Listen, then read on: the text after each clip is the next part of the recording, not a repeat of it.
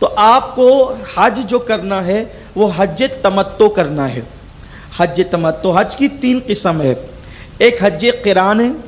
عام طور پر ہندوستان والے حج قران نہیں کرتے، کیونکہ حج قران جس کو کہتے ہیں معاف کیجیے گا، ایک ہے حج افراد.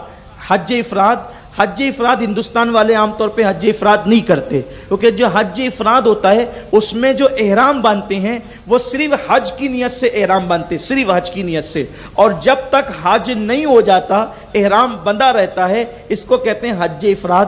انڈیا والے حج افراد عام طور پر نہیں کرتے. ہم جو حج کرتے ہیں وہ 2 طرح کا حج کرتے ہیں، ایک حج قران کرتے ہیں یا حج تمتع کرتے ہیں. حج قران میں ایک مشکل یہ آتی ہے کہ جب ہم اپنے وطن سے حج کا احرام باندھتے ہیں تو حج اور عمرہ دونوں کی نیت ایک ساتھ کرتے ہیں، وہاں جا کر کے عمرہ ادا کرتے ہیں، اور عمرہ ادا کرنے کے بعد ہم احرام سے باہر نہیں آتے. کیوں نہیں آتے؟ اس لیے کہ ہم نے قران کیا ہے، یعنی ہم نے حج اور عمرہ کا احرام ایک نیت کے ساتھ باندھا ہے. تو ہم نے اس وقت تک اب حج احرام سے باہر نہیں آنا ہے جب تک کہ حج کے ارکان مکمل نہ ہو جائیں. اس لیے اب آپ کو 10 دن باقی ہے، 15 دن باقی ہے، تو بھی آپ کو اتنے دن احرام کے اندر رہنا پڑے گا اگر آپ نے قران کی نیت کی ہے تو. اگر 1-2 دن حج کو بچیں اور آپ جا رہے ہیں تب تو آپ کو قران کرنا افضل ہے، بہتر ہے، آپ قران کر لیں. لیکن 8 دن 10 دن بچے ہوئے ہیں تو میرا مشورہ یہ ہے کہ آپ قران نہ کریں، کیونکہ آپ تمتع کریں. اتنے دن تک احرام میں رہنا پہلی بات تو مشکل ہوتا ہے، کیونکہ ہمارا معمول نہیں ہے، تو بار بار وہ چادریں اترتی ہے، پھر تھوڑے سے پرابلم آتے ہیں. تو ایسی صورت پہ پھر اس کی کچھ پابندیاں بھی ہوتی ہے، مشکلات بھی ہوتی ہے، تو ہم اس کو نبھا نہیں پاتے ہیں، تو دم بھی لگ سکتا ہے. اس لیے اگر 8-10 دن 15 دن باقی ہے تو تمتع کریں. اب حج تمتع کا طریقہ کیا ہے اس کو سماعت کر لیں.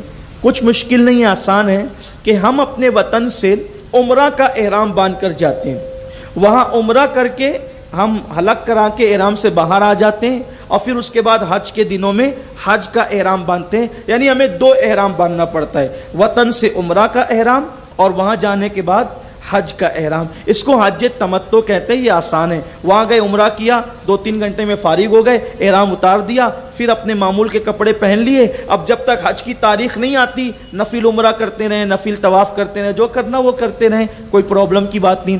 تو اس لیے حج تمتع آسان ہوتا ہے. اب ہم حج تمتع کر رہے ہیں تو اب ہم چونکہ امیگریشن سے پار ہو گئے، تب ہمیں مکہ جانا ہے، مکہ شریف. تو ہم لوگ ایئرپورٹ پر احرام کی چادریں باندھ لیں گے، کیونکہ ہم جو ہے غسل کر چکے تھے، غسل ادا کر چکے تھے احرام کی نیت سے. وہاں جا کر ہم صرف وضو کر لیں، اور وضو کرنے کے بعد کپڑے اتار کر جو احرام کی چادریں اس کو باندھ لیں، تو یہ بھی جائز ہے. اب عام طور پر جو ایئرپورٹ ہوتا ہے اس میں جو لوگ پہلی مرتبہ جاتے ہیں، خاص طور پہ بوڑھے لوگ، تو ایئرپورٹ کے اندر جو انڈیا میں ایئرپورٹ ہے انٹرنیشنل پر، تو اکثر وہاں پر انگلش ٹوائلٹ بنی ہوئی ہے. تو عام طور پہ ہمیں عادت نہیں ہوتی اس میں بیٹھنے کی، تو بیٹھنے میں دشواری ہوتی ہے، تو آدمی پریشان ہوتا ہے. پریشان نہیں ہو، انڈیا کے ممبئی کے ایئرپورٹ پر جتنی ٹوائلٹس ہیں تو اس میں آخری کی 2 جو ہوتی ہے تو وہ انڈین ہوتی ہے. اگر آپ اخیر کی طرف جائیں گے یا وہاں پر آدمی کھڑا ہوتا ہے، اس سے پوچھے وہ ہندی بولتا ہے اردو بولتا ہے کہ انڈین کدھر ہے، تو وہ آپ کو بتائے گا، رہنمائی کرے گا. تو آپ وہاں جا کر استنجا وغیرہ سے فارغ ہو جائیں اور پھر اس کے بعد وضو کریں. وضو کرنے کے لیے جب آپ نل پر آئیں گے، پہلی مرتبہ جانے والوں کے لیے جو کبھی ایئرپورٹ پہ گئے نہیں ہیں، تو وہاں پر جو ہے نا حساس نل ہوتے ہیں، یعنی آپ کو کوئی ٹوٹی وغیرہ اس میں نہیں ہوتی، آپ ہاتھ نیچے کریں گے تو پانی آنے لگے گا.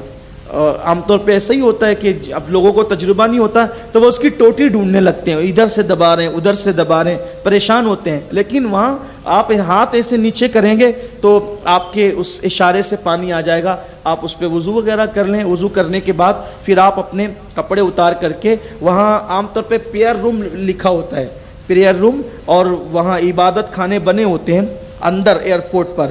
تو آپ اچھا وہاں پر بیٹھ کر کے وضو کرنے والا بھی انتظام ہوتا ہے اس کے اندر، عبادت خانے کے اندر. تو آپ وہاں بیٹھ کر کے بھی اطمینان سے وضو کر سکتے ہیں.